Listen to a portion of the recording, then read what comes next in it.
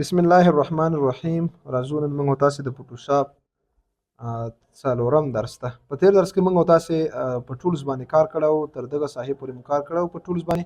نو خدای دې وکړي چې تېر درس تاسې زده کړی اوسئ. په نن درس کې به موږ او تاسې په دغه بخش باندې کار کوو، په سپاټ هیلینګ برش، ریموف ټول، هیلینګ برش ټول او پاچ ټول. دا په فوټوشاپ کې ډېر زیات مهم دي، انشاءالله چې له دې سره به نن تاسې سره بلد شئ. لومړی تاسې ځئ یو تصویر راوړئ د مثال په شکل. دغه یو تصویر زه راوړم. دا یو تصویر ده. نو زه راځم له ریډ آی څخه شروع کوم. ریډ آی د تصویر ما تیار ځان سره راوړی ده. مثلا دغه تصویر د څوک ته وایي چې دغه تصویر څخه دغه سور رنګ لرې که، یا دغه سترګو باندې چې سور رنګ ده دا ترې نه ایسته که، نو تاسو په یو کلیک سره په ریډ آی طریقې سره کولی شئ دغه تصویر څخه د سور رنګ د ده له سترګو څخه په اتومات ډول لرې کړئ. بل چې د کنټینټ ایور موف ټول، کنټینټ ایور موف ټول څه کار کوي؟ مثلا دلته ګورم زه یو تصویر کیدای شي ما سره وي. دغه تصویر ده، تا ته یو څوک وایي چې دغه داغ له دغسې انتقال کړه، دلته یې راوړه، یعنې دغه داغ دې دلته نه اوسېږي بلکې دغلته یې راته راوړه. نو تاسې ځئ لومړی کنټینټ ایور موف ټول انتخابوئ. کله مو چې انتخاب کړ، له دې نه وروسته دغه داغ راوړئ دلته او ویلته یې ډاون یا دغلته اپلای کوئ. ده کله چې مو اپلای کړه، تاسې اوس وینئ چې دغه داغ له دغه ساحې څخه ورک شو. مثلا دغه داغ ده، دا زه وړم دلته. کله چې مې یو بیا ډاون کلیک کوم، تاسې وینئ چې په اتومات ډول دغه داغ له دغسې څخه خیز وکړو هلته. که تاسې چیرې فریلانسر یاستئ، فریلانسینګ کې کار کوئ، دغه ډول یو تصویر تاسو ته څوک پیش کړي، درته وایي چې مثلا دغه د 2 یا د 4 یا د 5 ډالرو په بدل کې ما ته له دغې څخه یا د داغونه ورک کړه، او یا هم له دغسې څخه دغه داغ انتقال کړه دې ځای ته. نو دغه کار تاسې په فوټوشاپ کې په ډېره اسانۍ سره د کنټینټ ایور موف ټول په وسیلې سره کولی شئ. بل دا پاچ ټول. پاچ ټول څه کار کوي؟ پاچ ټول هم ډېر اسانه کار ده. مثلا یو څوک تاته وایي چې دغه داغ له دغه ساحې څخه ورک کړه، نو تاسې دغه داغ انتخابوئ، راوړئ دلته. دا داغ په اتومات ډول له دغه څخه ورکېږي. نو ګورئ دغه داغ ده، مثلا انتقالوئ، له دې ځینې وړئ اخواته. دغه داغ ده، مثلا دا زه راوړم، غواړم چې ایسته یې کړمه. نو په دغه شکل څنګه چې تاسې داغ انتخاب کوئ، دا په اتومات ډول سلیکشن دلته ایجاد شي. کله چې ایجاد شو، کش ورکړئ ورته، نو دا داغ په اتومات ډول بیخي له هغه ساحې څخه ورکېږي. نو دا به موږ او تاسې سره د څه شي کار؟ د پاچ ټول کار. بل موږ او تاسې سره ریموف ټول ده. ریموف ټول څه کار کوي؟ ګورئ دا هم ډېر اسانه کار ده. مثلا یو تصویر تاسې راوړئ، په دغه شکل یو تصویر ده. دغه یو تصویر ته څوک وایي چې دغه هلک ترېنه له دغه ساحې څخه لرې کړه. تاسې وینئ چې ریموف ټول فی الحال کار نه کوي. کله کله په فوټوشاپ کې دا ډول ستونزه رامنځته کېږي. نو تاسې سپاټ هیلینګ برش ټول سره هم دا کار ترسره کولی شئ. مثلا د انتخابوئ په دې شکل.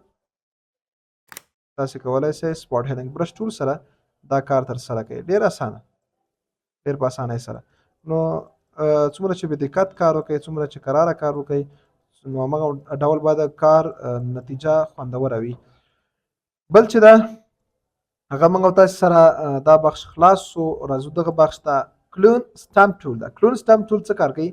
مثلا زه راځم، دغه یو تصویر تیار ما سره دلته پروت ده. زه دا تصویر بندوم، یو دفعه یې بیا راوړم. مثلا زه ځم فایل ته. کله چې فایل ته لاړم او دلته دغه تصویر راوړم، یو څوک تاسو ته وایي چې د دغه تصویر څخه د خطونه ایسته کړه. مثلا یو څوک راغلی د دغه ډول په برش ټول سره یې دغه ډول خطونه پکې کړي دي. یو څوک تاته وایي چې دا خطونه له دې ځای نه ایسته کړه. نو دا تاسې څنګه ایسته کوئ؟ ډېر اسانه کار ده. نو تاسې راځئ کلون سټمپ ټول ته. کلون سټمپ ټول نه وروسته که یو تصویر کې ګډوډیانې وي، مثلا پزه یې خرابه وي یا سترګې خرابې وي، تاسې غواړئ چې هغه ریپایر کړئ، جوړې کړئ، نو تاسې په دې سره ډېر اسانۍ سره کولی شئ. نو تاسې راځئ کلون سټمپ ټول فعاله کوئ، دغه آپشن فعاله کوئ. کله چې فعاله شي، دلته بیا تاسې میرور اخلئ. میرور هم چې واخیسته، الټ نیسئ او په دغه ځای باندې کلیک کوئ، دا راوړئ دلته. کله مو چې په دې شکل دلته راوړ، نو له دې نه وروسته کلیک هم کوئ په دې شکل.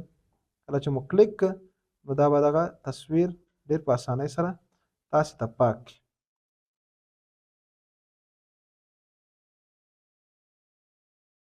نتیجه یې ورنه کړه. ولې؟ یو ځل به بیا راځو، الټ ونیسئ.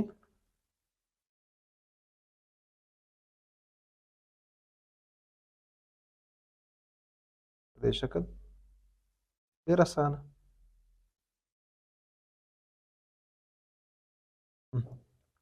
بل مثلا دغه ساحه ده، الټ ونیسئ، کلیک، راشئ دلته په دې شکل. په ډېر اسانه سره کولی شئ له تصویر څخه دغه ډول خطونه ورک کړئ. دا د کلون سټمپ ټول سره کېږي. بل چې دا پاترن سټامپ ټول ده. پاترن سټامپ ټول څه کار کوي؟